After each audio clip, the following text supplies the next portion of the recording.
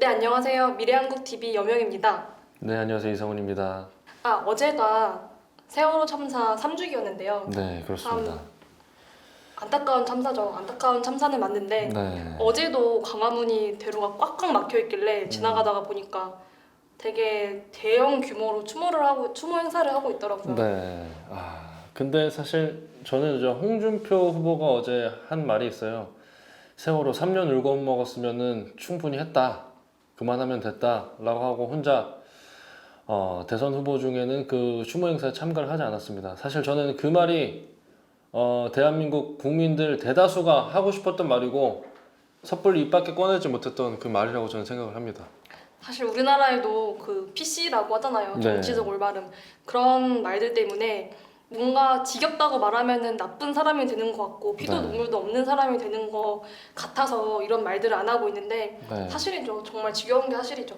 맞습니다. 사실 지금 세월호 참사는 굉장히 선동꾼들에 의해서 많이 왜곡된 부분이 있고 사실 해양교통사고가 이렇게까지 3년을 끌어서 정부를 욕하고 국가를 마비시키고 국가 경제를 파탄시키고 네, 많은 사람들에게 혐오감을 불러일으키고 국민을 분열시키고 이렇게 해서는 안 되지 않나 네. 그런 생각이 드는 하루였습니다. 그래서 네이버 댓글만 봐도 네, 네이버를 요즘 뭐 그린 약일 이렇게 하잖아요. 네, 네이버 댓글을 보고 또 여러 유머 사이트를 보면은 네. 그 참사를 당한 아이들을 갖다가 뭐 조롱하는 그런 유머 짤방들이 많아요. 아 그래요? 근데 저는 그것들이야말로 바로 유가족들 그리고 유가족들을 둘러싼 그런 전문 시민분들이 만든 정말 저지른 가장 큰 죄인 것 같아요. 네. 그 사람들이야말로 그 불쌍한 아이들을 정말 지겨운 존재들로 만들어버린 거잖아요. 네, 맞습니다. 사실 지금 유가족분들은 정말 안타까운 분들도 있습니다만은 모두가 다 안타까운 사람들입니다만은 아이들의 죽음을 이용했다라고 볼 수밖에 없는 분들도 사실 있어요. 저 초반에 진짜 웃겼던 일이 있었잖아요. 유가족이 아닌데 네. 유가족인 척하고 마이크 잡다가 끌어내려진 사람. 맞습니다. 처음에 이제 합동 분향소가 아니라 처음에 이제 대기소가 있었죠. 그 구조 작업이 펼쳐져 있는 동안에 그 희생자가 되는지 안 되는지 모르는 상황에서 구조 작업 있을 때 이제 가족들이 대기를 하던 장소가 있었는데 그때 있는 사람들 중에서 이제 정부가 뭐 하는 거냐 지금 뭐 이러던 분들 중에 유가족이 아닌데 그 희생자의 가족들이 아닌데 와가지고 마이크를 잡고 선동을 하던 분이 있었고 유가족을 대표해서 희생자 가족들 대표해서 대표자로 있던 사람들이 전혀 유가족과 관계없는 정의당 그리고 어떤 목사가 그걸 대표자를 하다가 목사면은 말을 정말 잘하셨겠네요. 뭐 목사도 뭐 가지죠 뭐, 그래요? 뭐 목사도 이제 성도를 재우는 사람이 있고 성도들을 네. 불태우는 사람이 있듯이 네. 아니 그래서 이게 처음 대형 참사가 터졌을 때 네.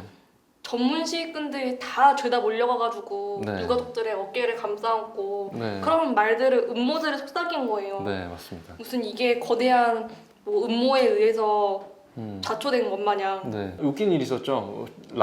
황제 라면 사건이라고 해서 그때 네. 장관이 이제 의자에 앉아서 라면을 먹었는데 이 놈의 모모야 뭐 이 상황에서 라면이 넘어가냐라고 했는데 진짜 웃긴 일이죠. 그 컵라면을 그 현장에서 먹는 그 장관을 좀 불쌍하게 보지 못할지언정 모든 것이 과민하다니까는 라면을 하나 먹는다고 그렇게 뭐라고 했는데 사실 그 시간에 문재인 씨는 그 14만 8천 원짜리 한정식 먹고 있었다고 그런 얘기들이 지금 올라오고 있습니다. 박영선 의원도 같이 먹었을걸요 그 옆에서. 네, 참 부럽습니다.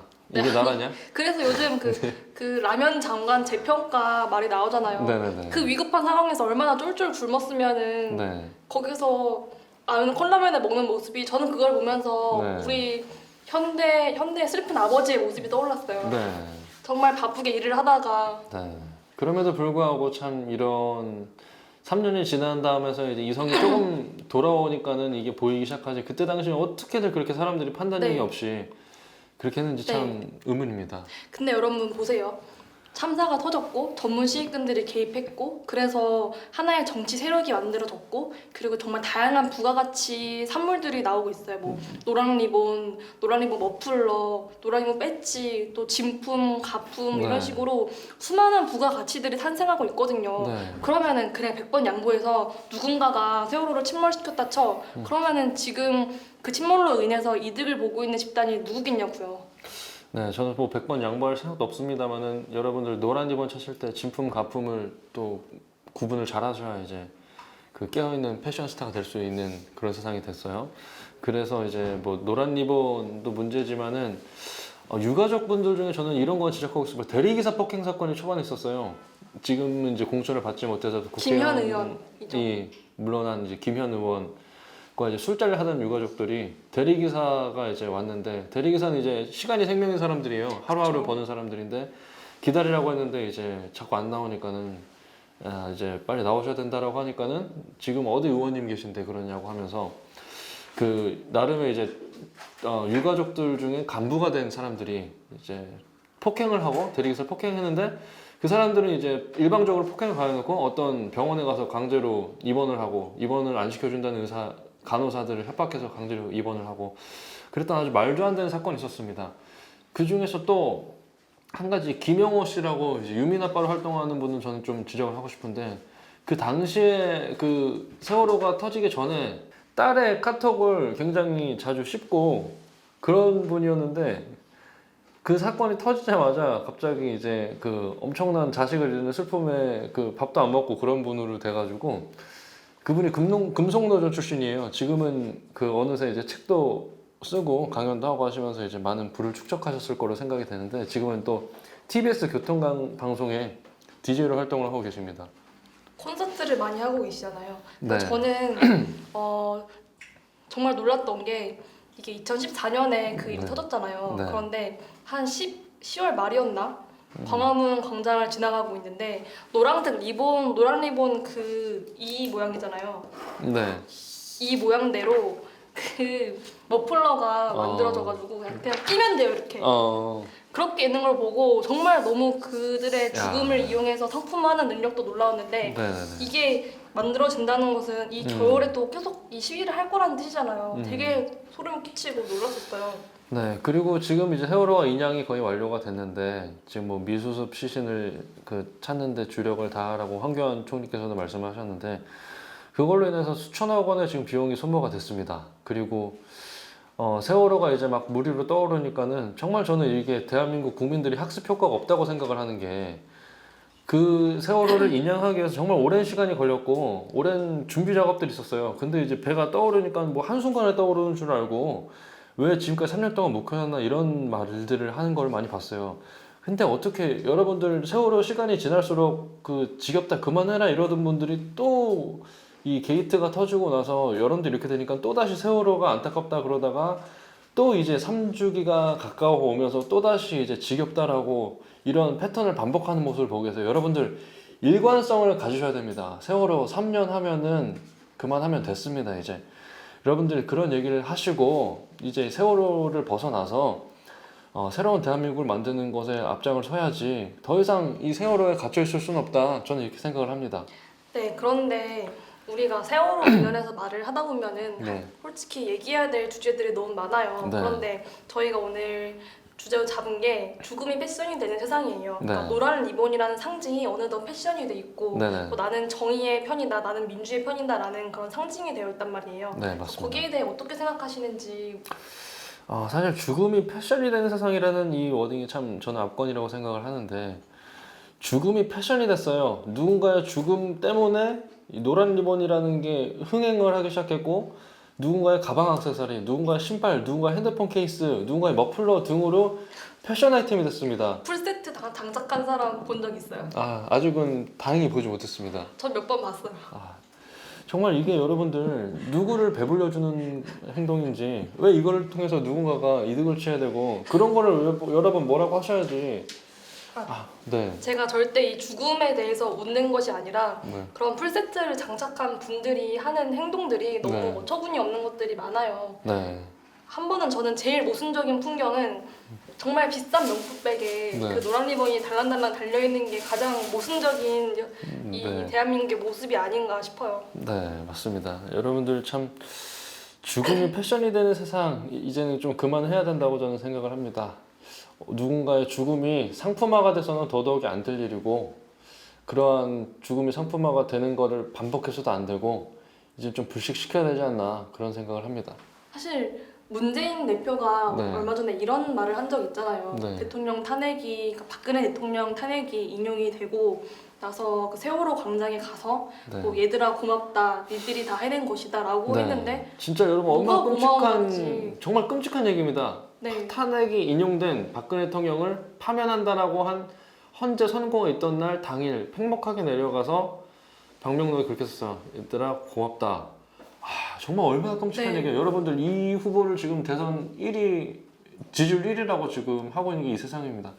죽음으로 인해서 너네들이 죽어줘서 박근혜 탄핵을 인용시킬 수 있었다라고 하는 게 너네들의 죽음을 우리가 상품화시키고 정치적으로 이용했다라는 거를 스스로 이야기한 것 그 이상이 이하도 아닙니다. 그러니까 저는 이 세월호 사건으로 정말 되게 좌파들이 네, 나쁘다고 생각한 게 죽음에 가치를 부여한 거예요. 네, 그러니까 어떤 죽음이든 다 안타깝고 슬프고 네, 그런 것이 죽음인데 그런 죽음에 계급을 나눈 거예요. 네. 어떤 죽음은 뭐 일어나도 괜찮은 죽음, 어떤 죽음은 절대 일어나지 말아야 될 그런 죽음. 예를 네. 들어서 백남기 씨나 아니면은 이런 세월호 같은 죽음을 하나의 뭔가 신격화 시켜놓은 거예요. 뭐 맞습니다. 이들은 불사의 영혼인가? 아무튼 그런 식으로 죽음을 계급화시킨 것이 이 좌익의 나쁜 본질이 아닌가 싶습니다. 맞습니다. 참 연평해전 그리고 이제 서해 수호의 날이 있었죠 얼마 전에 그 날도 네이버 메인에